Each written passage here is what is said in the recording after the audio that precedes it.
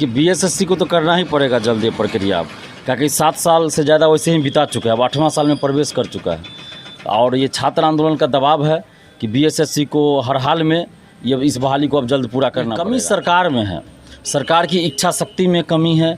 सरकार जो ये सेटिंग गेटिंग के धंधे में इन्वॉल्व है उसके चलते ये सब हो रहा है। बिहार पुलिस जो सिपाही भर्ती का मामला है, ये भी परीक्षा हुए लगभग 7 महीने होने जा रहे हैं, ऐसे में अभी तक रिजल्ट नहीं आया है। तो आपको तो थोड़ी देर पहले कहा कि ये सारा खेला पैसे का चल रहा है कि सीट बेचना है, कितना सीट बेचना है ये भी तय होता है। मैं ये भी कह रहा हूँ कि 100% सीटों की बिक्री नहीं होती है। अब क्या बहाना बनाएंगे? अब पंचायत चुनाव का बहाना बना ले, पंचायत चुनाव का बहाना बना ले, जैसे शिक्षक बहाली में पंचायत चुनाव का बहाना बनाया जा रहा है। लेकिन अभी नीतीश जी से पूरी जनता नाराज़ है और छात्र युवा तो सबसे ज़्यादा नाराज़ है और यही वजह है कि छात्र युवाओं की नाराज़गी की वजह से ही नीतीश जी जो है 72-73 सीट से 43 पे चले आए थे। नमस्कार, आदाब, सत श्री अकाल। लाइव नेशन 7 में आपका स्वागत है। मैं शादाब मलिक। अगर अभी तक आप लोगों ने हमारे चैनल को सब्सक्राइब नहीं किया है तो ज़रूर सब्सक्राइब कर लें। बिहार स्टाफ सिलेक्शन कमीशन में जो 2014 की इंटर स्तरीय परीक्षा है, उसे लेकर विद्यार्थियों के मन में कई तरह के ऊहापोह थे, कई तरह के सवाल थे, क्योंकि ये 2014 की वैकेंसी है और 8 साल होने जा रहा है। ऐसे में ये अभी तक ये लंबित है, ये प्रोसेस चल रहा है इस वैकेंसी का। तो वहीं बिहार पुलिस में जो सिपाही भर्ती का मामला है, वो भी लिखित परीक्षा हुई मगर अभी तक रिज़ल्ट नहीं आया है। कई ऐसे मुद्दे हैं जिस पर हम चर्चा करेंगे और उस पर बात करने के लिए हमारे साथ मौजूद हैं छात्र नेता दिलीप कुमार। दिलीप जी, आपका स्वागत है लाइव नेशन 7 में।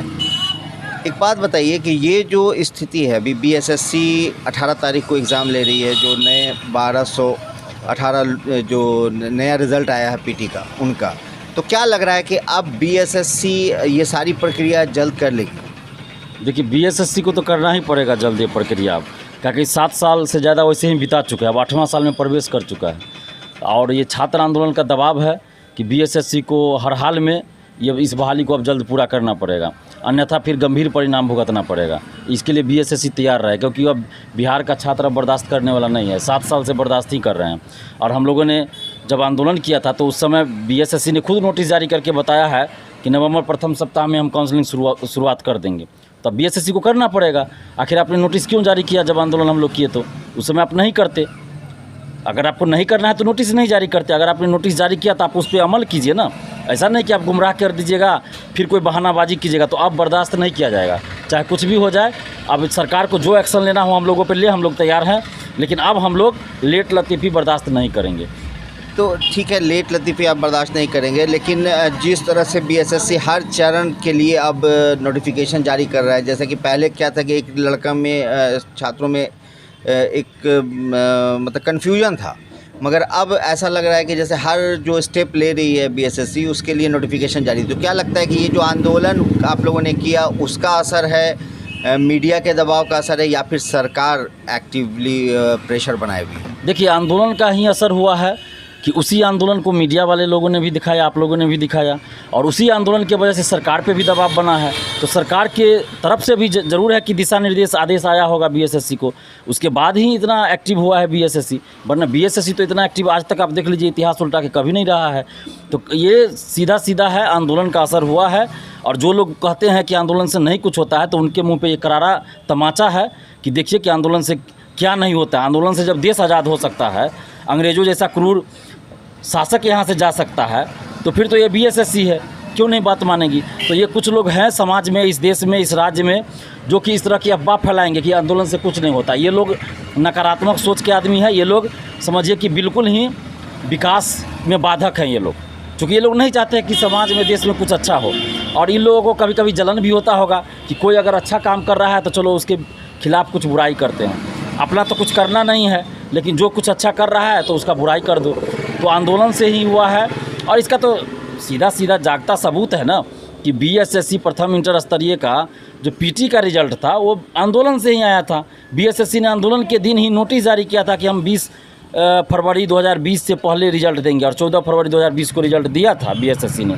तो अब इससे बड़ा सबूत क्या चाहिए कि आंदोलन से क्या होता है? आंदोलन से ही बीपीएससी का हर साल, सिविल सेवा का हर साल वैकेंसी आ रही है 2018 से। तो अब तो ये साबित हो चुका है ना कि छात्र आंदोलन का असर हो रहा है, ऐसा नहीं कि नहीं हो रहा है। हाँ, ये ज़रूर है कि कुछ कुछ मामला में कहीं कहीं नहीं भी हो रहा है, लेकिन अधिकतर मामलों में असर हो रहा है। और जिस दिन छात्र पूरी तरह से एकजुट हो जाएंगे उस दिन तो पूरा असर होगा, उस दिन तो सरकार भी बदल जाएगी। अच्छा, तो क्या लगता है कि ये जो आंदोलन की बात है इससे आयोग पर दबाव बनता है, तो ये सिर्फ बिहार में ऐसी परिस्थिति बना दी गई है कि बिना आंदोलन के आयोग काम सही से नहीं करे? क्योंकि आयोग को तो का गठन ही इसीलिए हुआ था कि आप समय समय पर प्रक्रिया जो रिक्रूटमेंट है वो निकालिए, जो प्रोसेस है वो करिए। बीपीएससी से अलग किया गया, बीएसएससी को एक अपना ऑटोनोमस बनाया गया, बिहार बीपीएसएससी को ऑटोनोमस बॉडी बनाया गया, बिहार सिपाही की भर्ती के लिए अलग, मतलब सिपाही के लिए जो सेंट्रल ने सीएसबीसी बनाया। तो ये सारे आयोग अलग अलग हैं, मगर फिर भी लंबित रहता है मामला, फिर भी इतना लंबा प्रोसेस हो रहा है। तो कहाँ है कमी? देखिए, कमी सरकार में है, सरकार की इच्छा शक्ति में कमी है। सरकार जो ये सेटिंग गेटिंग के धंधे में इन्वॉल्व है उसके चलते ये सब हो रहा है। सारा खेला पैसा का है, ये सारा खेला जो है पैसे का है, और सरकार सेटिंग गेटिंग में इन्वॉल्व रहती है, पैसा लेके अपने लोगों को नौकरी बेची जा रही है, इस वजह से ये सब हो रहा है।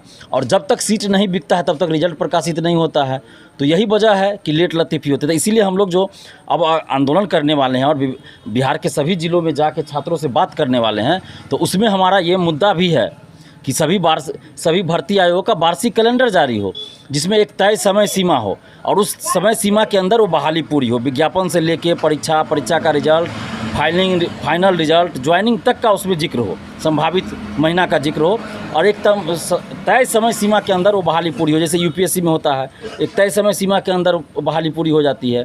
आप देखिए, चाहे मेडिकल हो, इंजीनियरिंग हो, उस समय तो हो जाता है, फिर इसमें क्यों नहीं हो सकता है? अच्छा, बिहार पुलिस जो सिपाही भर्ती का मामला है, ये भी परीक्षा हुए लगभग 7 महीने होने जा रहे हैं, ऐसे में अभी तक रिज़ल्ट नहीं आया है।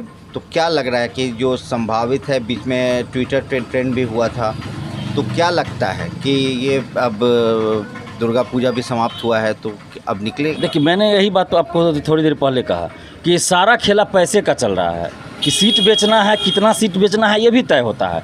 मैं ये भी कह रहा हूँ कि 100% सीटों की बिक्री नहीं होती है। मान लीजिए कहीं अगर बहाली में 500 सीट है तो 300 सीट 400 सीट तक बिक जाता है, मतलब 70 से 75% जो सीट है वो पैसा लेके बेच दी जाती है नौकरी में, अभी सरकारी नौकरी के लिए बिहार में। और यही वजह है कि जब तक वो सीट नहीं बिकता है, पूरा पैसा नहीं पहुंचता है, तब तक आपको बहाली पूरी नहीं होगी, एग्ज़ाम नहीं होगा, एग्ज़ाम होगा तो रिजल्ट नहीं आएगा। तो ये सब धंधा चल रहा है ना। आप देखिए, आप बताइए कि मई में क्या कहा जा रहा था, पेपर में भी आया था कि कोरोना के चलते जो है, जो ऑफिस में काम ठीक से नहीं हो रहा है, तो इसके चलते रिजल्ट नहीं आ रहा है। जैसे ही लॉकडाउन ख़त्म होगा तो जून में रिजल्ट आ जाएगा। फिर जून आया तो क्या कहा गया कि अभी ऑफिस खुला ही है तो कुछ दिन समय लगेगा, 10 दिन 15 दिन, जून के अंत तक रिजल्ट आएगा। फिर जून समाप्त होता है तो कहा जाता है जुलाई अंत तक रिजल्ट आएगा। जब अब कोरोना ख़त्म हो गया, अब कुछ नहीं बचा, अब जो वहाँ के जो स्टाफ थे उनके बारे में भी कहा गया कि 1-2 को कोरोना हो गया, वो भी सारा मामला सॉल्व हो गया, वो भी स्वस्थ हो गए, कब्बे स्वस्थ हो गए, मई में ही स्वस्थ हो चुके हैं। तो अब क्या बहाना बनाएंगे? अब पंचायत चुनाव का बहाना बना ले, पंचायत चुनाव का बहाना बना ले, जैसे शिक्षक बहाली में पंचायत चुनाव का बहाना बनाया जा रहा है। तो ये तो बेशर्मी की हद हो गई ना। शिक्षक बहाली में जैसे अभी शिक्षा मंत्री कह रहे हैं कि पंचायत चुनाव, यही शिक्षा मंत्री जुलाई में क्या बोले थे अगस्त में कि पंचायत चुनाव से कोई मतलब नहीं है, पंचायत चुनाव का कोई असर नहीं पड़ेगा, हम बहाली पूरा करेंगे और 15 अगस्त को जो है सो शिक्षक झंडा फहराएंगे। फिर क्या बोलते हैं कि दिवाली से पहले बहाली हो जाएगी, दिवाली में शिक्षक जो है पटाखा फोड़ेंगे, मिठाई खाएंगे। अब इनको बेशर्म भी नहीं आता, शर्म भी नहीं आती है इनको, इतना बेशर्म हो गए हैं ये लोग कि अब बोलते हैं कि पंचायत चुनाव के चलते नहीं होगा। अच्छा, तो क्या लगता है कि अभी 2 जगह उपचुनाव होने हैं, कुशेश्वर स्थान में, तारापुर में, तो जो छात्र हैं जिस तरह से परेशान रहे हैं, जिस तरह, तो छात्र भी ज़ाहिर युवा हैं, वो वोट देने के काबिल हैं, तो इन क्षेत्रों के जो युवा हैं वो क्या लगता है कि सरकार से नाराज़ हैं?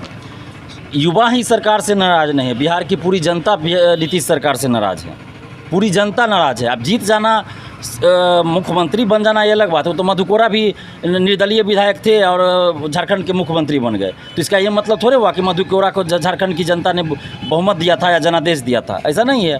अब सरकार बनाना अलग चीज़ होती है, विधायकों की खरीद फरोख्त कर लीजिए, किसी तरह बना लीजिए, वो अलग चीज़ है, ज़बरदस्ती चुनाव जीत जाए वो अलग चीज़ है, लेकिन जनता का जो जनादेश है वो तो नीतीश जी के पक्ष में है ही नहीं, ये तो कोई भी कह सकता है ना। आपको सरकार बनाने के लिए जितना बहुमत के लिए चाहिए मिनिमम, वो तो नीतीश जी के पास है ही नहीं। और सबसे बड़ी बात कि आप पिछले चुनाव में जितना सीट लाए थे, आपकी पार्टी ने लाया था, उससे अगर आप कम सीट लाते तो इसका सीधा मतलब है कि जनता आपके अगेंस्ट वोटिंग कर रही है। पिछले चुनाव में नीतीश जी के पास जितना था विधायक, अभी देखिए उससे आधा पे चला आया, लगभग आधा। तो ये तो जनता ने तो जनादेश दिया ही नहीं नीतीश जी को। अब मुख्यमंत्री बन जाए गए, वो अलग चीज़ है, वो अलग चीज़ है। लेकिन अभी नीतीश जी से पूरी जनता नाराज़ है और छात्र युवा तो सबसे ज़्यादा नाराज़ है। और यही वजह है कि छात्र युवाओं की नाराज़गी की वजह से ही नीतीश जी जो है 72-73 सीट से 43 पे चले आए थे। तो अभी जो ये तारापुर और किशेश्वर स्थान है, 2 जगह उपचुनाव होना है, तो क्या लगता है इसका प्रभाव उपचुनाव पर भी पड़ेगा, दिखेगा? बिल्कुल पड़ेगा। और मुझे तो लगता है कि तारापुर के बारे में तो मैं नहीं कह सकता हूँ, लेकिन कुशेश्वर स्थान में नीतीश जी बुरी तरह हारेंगे और हारना भी चाहिए। अगर कुशेश्वर स्थान में नीतीश कुमार की पार्टी जीत जाते हैं तो ये समझिए कि जनता का ये अपमान होगा, वोट का अपमान होगा।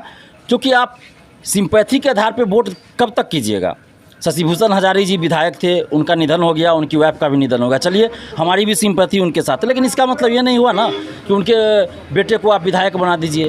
तब तो सबसे अच्छा होगा सिंपैथी कि उनको मुख्यमंत्री ही बना दीजिए।